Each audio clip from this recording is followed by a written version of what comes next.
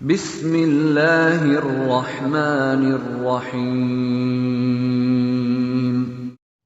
الصلاۃ والسلام علیک یا رسول اللہ وعلی آلک واصحابک یا نور اللہ۔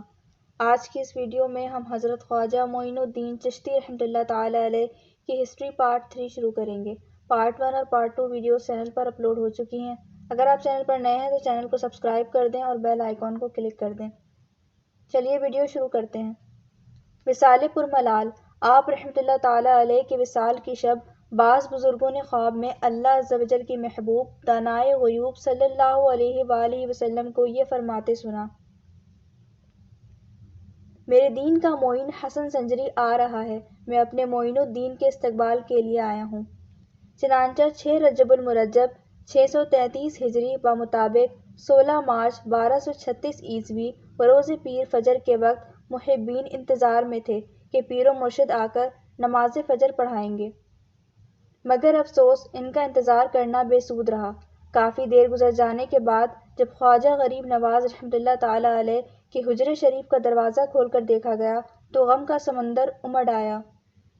حضرت سیدنا خواجہ خواجگان سلطان الہند معین الدین حسن چشتی اجمیری رحمۃ اللہ تعالی علیہ وصال فرما چکے تھے، اور دیکھنے والوں نے یہ حیرت انگیز روحانی منظر اپنی آنکھوں سے دیکھا کہ آپ رحمۃ اللہ تعالی علیہ کی نورانی پیشانی پر یہ عبارت نقش تھی: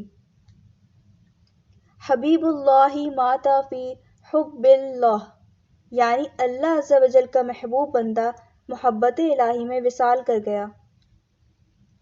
مزار شریف اور عرس مبارک۔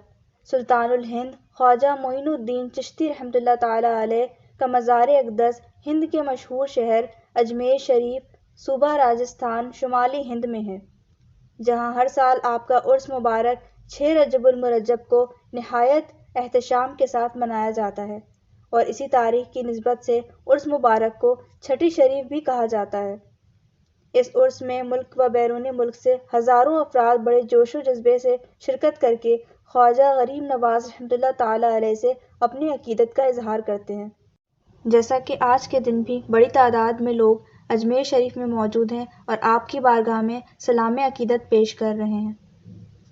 غریب آئے ہیں در پہ تیرے غریب نواز، کرو غریب نوازی میرے غریب نواز۔